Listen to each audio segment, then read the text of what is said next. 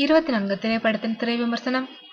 யாவரும் நலனும். விக்ரம் கே. குமாரின் இயக்கத்தில் நடிகர் சூர்யாவின் 2D தயாரிப்பு நிறுவனம் தயாரித்திருக்கும் 24 படத்தில் சூர்யாவிற்கு விஞ்ஞானி டாக்டர் அப்பா, புத்திசாலி வாட்ச் மெக்கானிக் மகன், உறவு உபத்திர வில்லன் என 3 கதாபாத்திரங்கள்.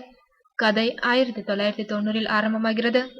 இரட்டை பிறவிகளான சூர்யா சகோதரர்களில் 3 நிமிடம் மூத்தவருக்கு பின்பு பிறந்த இரண்டாவது குழந்தை விஞ்ஞானி சேதுராமன் தன் பல வருட ஆராய்ச்சியின் விளைவாக ஒரு டைம் மிஷினை கை கடிகார வடிவில் கண்டுபிடிக்கின்றார். 24 மணி நேரங்கள் முன்னோக்கியும் பின்னோக்கியும் அதை கட்டியிருப்பவரை அழைத்து சென்று சம்பந்தப்பட்டவர் விரும்பிய நிகழ்வுகளை மாற்றி அமைத்துக் கொள்ள வழிவகை செய்யும் அந்த கடிகாரத்தை அடைய துடிக்கும் விஞ்ஞானி சூர்யாவின் குருட முரட்டு உடன்பிறப்பு ஆத்ரேயா வில்லன் சூர்யா அதற்காக தம்பி சூர்யாவையும் அவரது குடும்பத்தையும் குழந்தையையும் அழித்துவிட நினைக்கிறார். அவரது அடாவடி அதிரடியில் குழந்தையும் அந்த டைம் மிஷினும் எஸ்கேப் ஆகின்றன.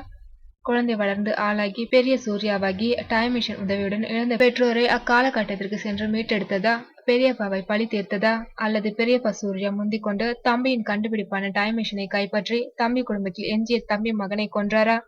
யார் வென்றது என்னும் வித்தியாசமும் விறுவிறுப்புமான கதைக்களம் காட்சிப்படுத்துடன் காதல், ஆக்ஷன், சென்டிமெண்ட் எல்லாம் கலந்து 24 படத்தை 2.25 மணி நேரத்துக்குள் பெரும் திரைப்படமாக தந்திருக்கிறது சூர்யா இயக்குனர் விக்ரம் குமார் கூட்டணி.